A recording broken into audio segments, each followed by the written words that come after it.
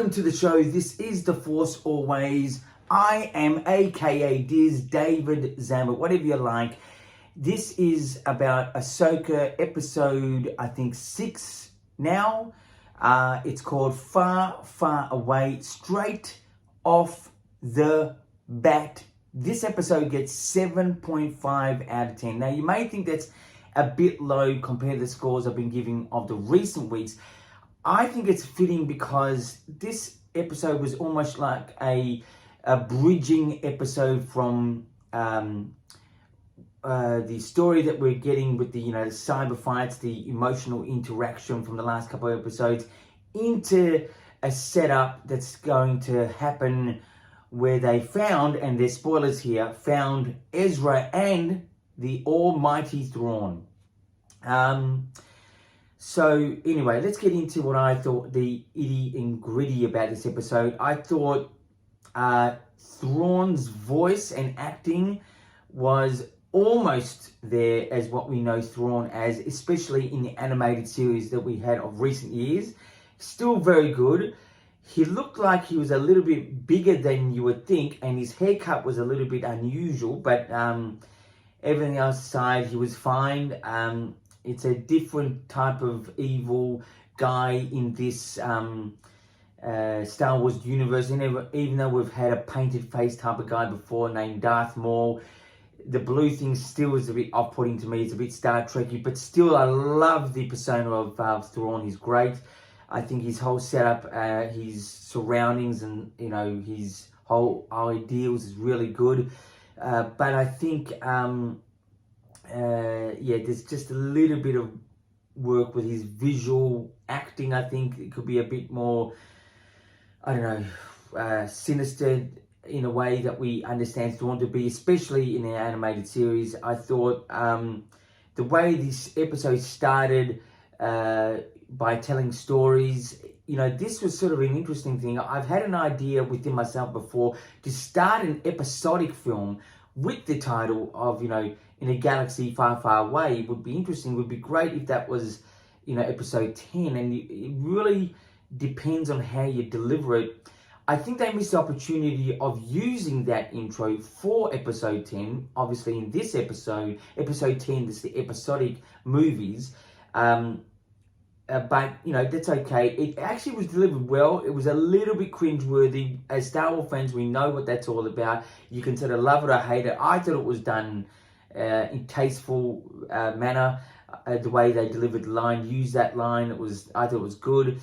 The space whale thing for me is fine. It's a character in the universe. I thought the little alien guys inside rocks were a bit childlike, but still, and a little bit Jar Jar. I was a little bit, not overly impressed, but they're fine. I thought the interaction with Sabine Wren and this horse monster thing, sort of changed really quickly. You would have thought this thing was going to be ferocious and treated like just a piece of meat, but then sort of later on we got to know that this horse monster thing that she rides on was a little bit emotionally distraught, leaving her behind in a particular scene in this episode. I thought the episode was good. It coasted. It just cruised. It was nothing that was riveting. It doesn't need a lightsaber fight, even though they're fantastic.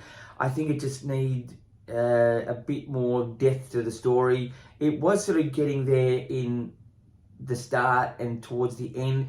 Great to see Ezra. Now, Ezra is, a fan favorite from Rebels, the animation series.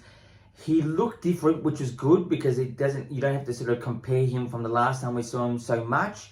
His voice and his acting was fantastic. It was like that was Ezra.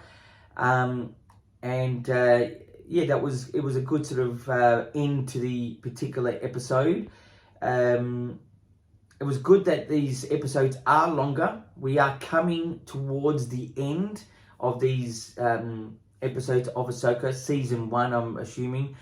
And that was, that was pretty much it. 7.5 out of 10. I'm going to give this episode. I'm still excited. Like, I really am coming to watch AHSOKA excitingly on a Wednesday here in Melbourne, Australia. The episodes again drop about 1 p.m, 12 p.m. I'm still not at home to view them until early evening. And but anyway, that's pretty much the episode. We also have the infamous Michael from Werribee South. Now, just to explain, Werribee South again, it's in Australia, it's in Victoria, the state, it's in Melbourne, the city, it's on the west side. Watch out, boom, boom. Watch out when you travel that side of Melbourne. I'm just joking. Now, Michael actually has a question he would like answered, and he said, what is Sabine Wren withholding how she got to find Ezra, to Ezra? Now, it's pretty obvious, but it's the fact that she got there through imperial means, as we understand. Imperial means, through Thrawn and I can never remember that, the Grey Jedi. Anyway, so she got there by that means, which sort of makes me ask my own question. Could she be in the process of being tempted to the dark side?